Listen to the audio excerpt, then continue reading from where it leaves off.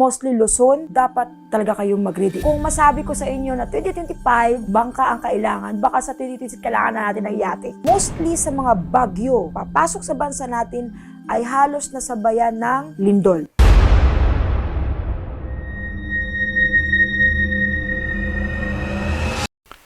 Hello po mga Kapi-TV, sa video na ito ay tatalakayin natin ang masasamang pangitain sa isang probinsya na ito ayon sa mga visions ni Madam. Pero kung ikaw ay hindi pa nakasubscribe sa aking channel, baka naman.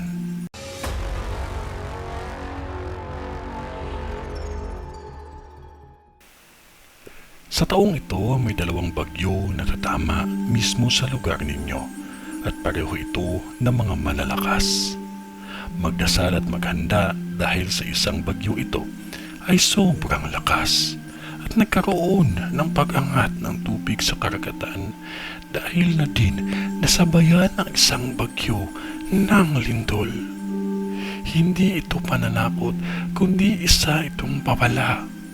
Huwag ninyong tingnan ang vision ko sa negatibong pananaw. Mahalaga ay maging handa at huwag makalimot na magdasal.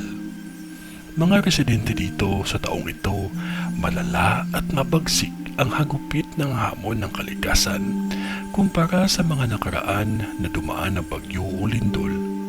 May lindol na yumanig na magkasabay lang sa loob ng isang araw. Sa taong ito, maulan o tagtuyot, ang pagyanig ng lupa ay walang pinipiling panahon.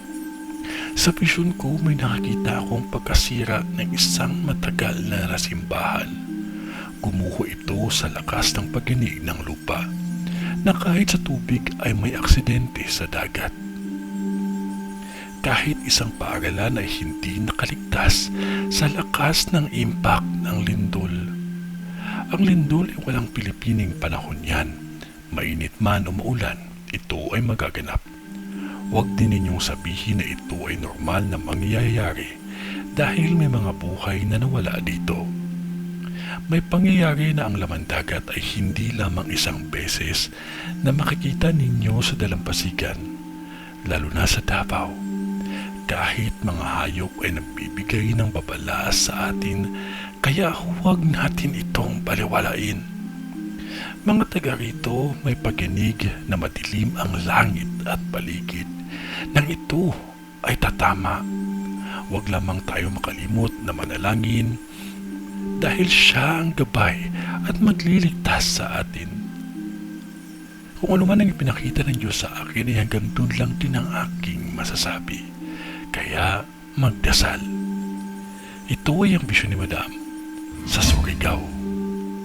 Sa ngalan ng Diyos Ama, ng Diyos Anak, at ng Diyos Espiritu Santo. Amen.